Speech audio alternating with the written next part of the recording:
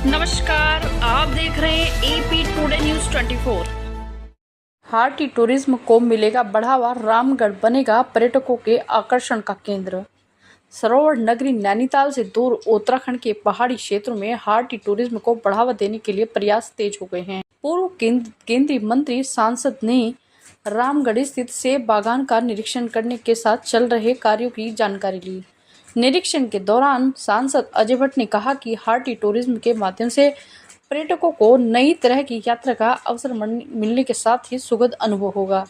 यह स्थानीय लोगों के अवसर व रोजगार के नए द्वार भी खोलेगा। उन्होंने कहा कि 4 साल पहले जिला अधिकारी धीरज गर्ब्याल ने इसकी शुरुआत की और आज यहाँ शुगर फ्री सेब उपलब्ध हो रहे हैं।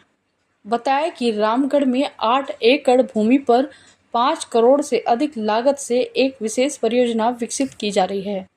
इसके तहत न केवल पर्यटकों को सेब के बगीचों की सैर का सुखद अनुभव मिलेगा, बल्कि किसानों के लिए प्रशिक्षण केंद्र और पर्यटकों के लिए आधुनिक कैफे हट्स में ठहरने की सुविधाएं भी उपलब्ध कराई जा सकेगी, जो क्षेत्रीय पर्यटन को नई दिशा देने के साथ ही कृषि आधारित स्वरोजगार को भी मजबूती देगी। इस दौरान महिला मोर्चा प्रदेश अध्यक्ष भावना मेहरा, मंडल अध्यक्ष अंकित पांडे, शिवांशु जोशी, रवि न्याय, प्रदीप ठेला, अन्य लोग मौजूद रहे।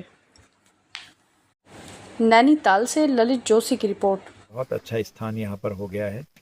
मैं सभी लोगों को बधाई देता हूँ और सभी से मेरा आग्रह रहेगा कि इसी प्रकार के सेव और इसी तरह से जैसे यहाँ बनाया है, हमारा विभाग उसके लिए सारा प्रशिक्षण देने को हर समय तैयार रहता है।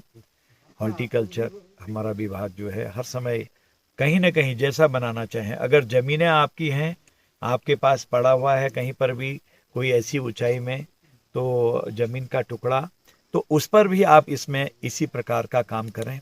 मैंने देखा है हमारे देश के ही भागों में, हिमाचल हो चाहे नॉर्थ ईस्ट में कुछ स्टेट्स हों या फिर हमारे कश्मीर में हो, आज लोगों की इकोनॉमी बदल गई है।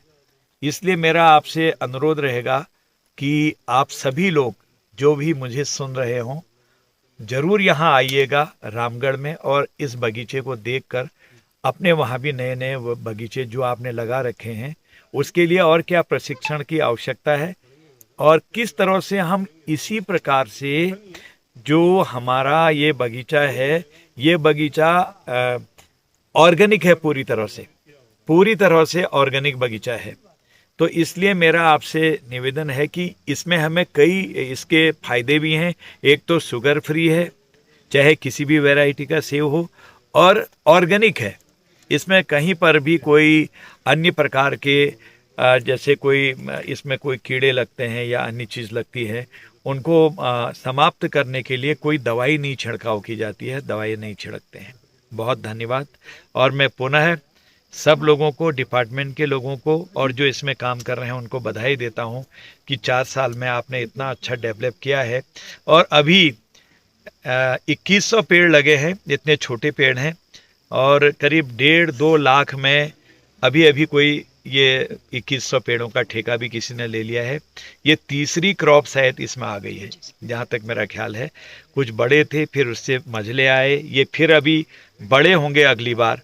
इस टाइप से जो एक वैज्ञानिक आधार पर बनाए जाते हैं वो प्रैक्टिकल भी यहाँ पर कर रहे हैं। ये भी बहुत अच्छी चीज़ है हम सबके लिए। सर, कैफे प्लस गार्डन नहीं, इसमें गार्डन तो है ही, ये जो मैंने बताया है, और कैफे जो है वो बन रहा है और इसमें गार्डन भी बन रहा है।